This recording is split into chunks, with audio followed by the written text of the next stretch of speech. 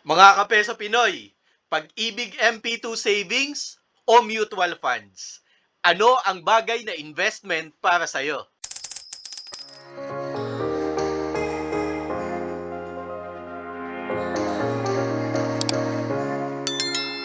Paano ba natin mau-open ang ating pag-ibig MP2 savings at mutual funds? Gumawa tayo ng separate vlog para makapag-open tayo ng ating pag-ibig MP2 at saka na makapag-start naman tayo ng ating mutual funds. Ang link para sa mga opening sites na yan, makikita nyo sa baba. Kung gusto nyo makapag-open, just click the link below.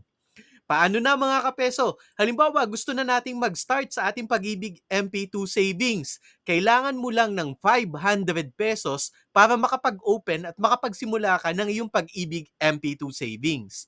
Samantalang sa mutual funds naman, kailangan mo ng at least 1,000 pesos para makapag-subscribe ka na sa fund na gusto mo sa mutual fund.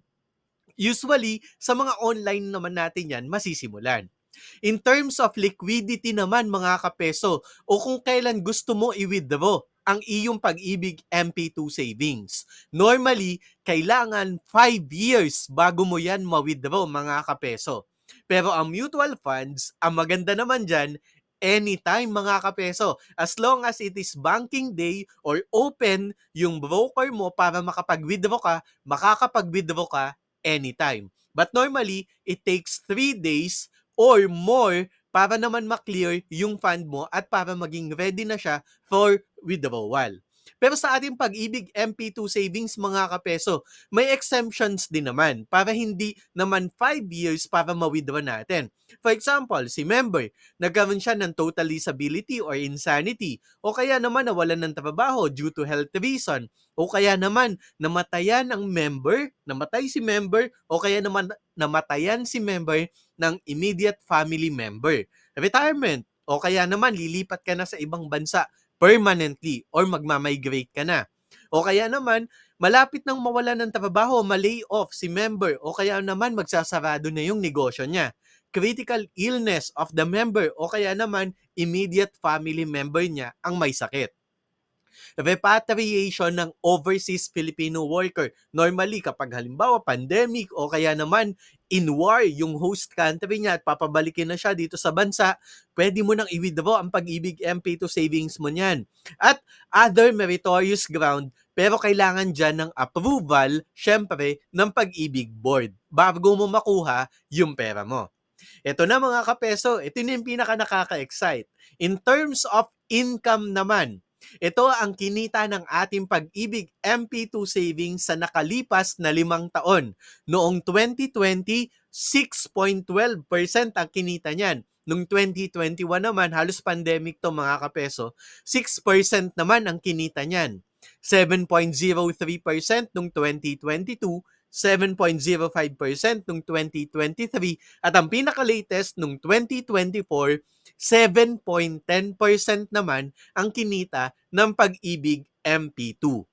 Sa mutual fund naman mga kapeso, kinuha ko ang mutual fund na galing sa Call Financial, isa sa aking mga broker. As of June 19, 2025, ito ang naging performance ng mga mutual funds. Madami silang available. Meron dyan ang money market o ito yung mga nasa short-term investment naman. Meron sila galing sa ALFM, meron naman sa Sun Life, First Metro, Manulife, at saka ALFMM ulit. Meron din silang bonds. Ito naman yung mga utang ng different corporations na ipinapalend natin sa kanila through bond issuance. Ang dami na nag-o-offer niyan mga kapeso. Nandito yung PhilAm, ALFM, Sun Life, First Metro, PhilEquity, andito din. Atra, mga kapeso. Manulife, nandito din siya. Nag-o-offer naman sila ng bonds dito. Nandito din naman yung balance. Normally, kapag balance, ito yung fusion ng bonds at saka ng equities. Kaya tinawag natin siya na balance. Iba't iba din na mutual fund companies ang available sa call. Nandyan yung Atram, PhilAm, nandito na Sun Life, Atram, at kung ano-ano pa tulad na ng Manulife at saka ng Sun Life. Kung ang gusto mo naman mga kapeso, aggressive ka, Nandito naman ang equities. Siyempre, nag-i-invest ito sa PSE at yung iba naman nag-i-invest naman sa Amerika. Katulad na lang nito, Manulife American Growth Equity Feeder Fund. Ito, nag-i-invest naman ito sa S&P 500 sa Amerika. Manulife, andito rin, meron sa Asia Pacific, meron naman nakaano lang sa India, o kaya naman, ito, katulad dito, India Equity Feeder Fund. Ang tinatrack naman nito, Indian market naman. Meron naman dito Dragon, normally China market naman ang tinatrack dito. Meron din silang sarili nila na mutual fund, ang Call Strategic Growth Equity. Nasa PSE naman ito mga kapeso. At syempre, meron din sila nung index naman. Ito naman, tinatrack naman ito, yung Defend Index, normally Philippine Stock Exchange naman siya. So, nandito yung sa PhilEquity, Sun Life, andyan din sa PhilAm, First Metro, at saka meron din dito ang call. Ito na mga kapeso, kung gusto mo naman ng halo-halo, pwede mo namang i-all yan mga kapeso. Halimbawa, gusto mong malaman yung year to date, ano ba yung pinaka-kumikita ngayon sa Call Financial. Halimbawa, gusto mo makita mga kapeso, pindutin mo lang tong header nila. So, year to date, ibig sabihin simula January 1, 2025 hanggang June 19, 2025, ano yung mutual fund na pinaka-kumikita ngayon. Ang number 1 sa kanila yung ATRAM, Alpha Opportunity Fund. Equity fund to mga kapeso 29.11% ang kinikita niyan mga kapeso. Pangalawa yung Manulized Dragon Growth Equity Feeder, 12.43% sa loob lang ng from January hanggang ngayong June. So parang 6 months pa lang mga kapeso.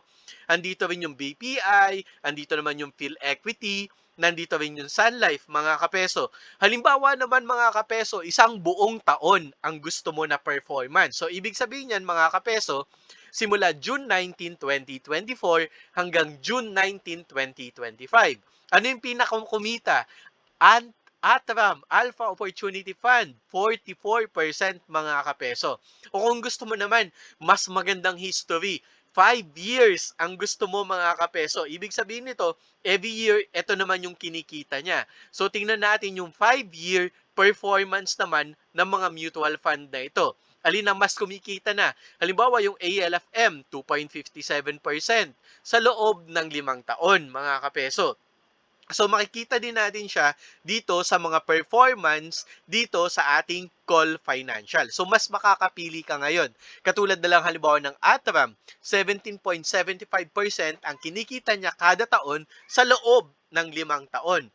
Ito, Manulife American Growth Equity Feeder Fund, 14.74%.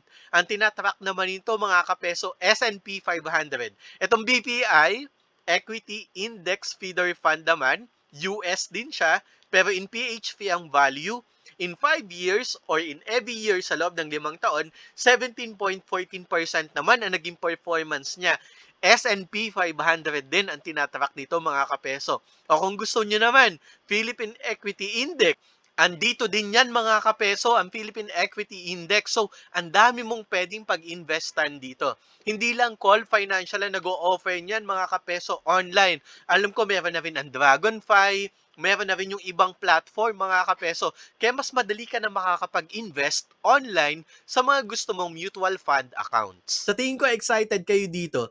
Gusto nyong malaman syempre yung fees and taxes. Sa Pag-ibig MP2 Savings, wala kang fees na babayaran, wala kaming tax na babayaran. Sa mutual fund naman mga kapeso, parang hindi mo rin to halos ramdam. Kasi dun sa pinapakita nila na price o yung net asset value o yung tinatawag natin na NAV, naka-less na dyan or naka-net na yan sa tax, naka-net na rin yan sa fees. Although may tax and fees talaga na binabayaran tayo sa mga mutual funds. O ano mga kapeso, nakapag-decide ka na ba kung MP2 savings or mutual funds or parehas mong susubukan?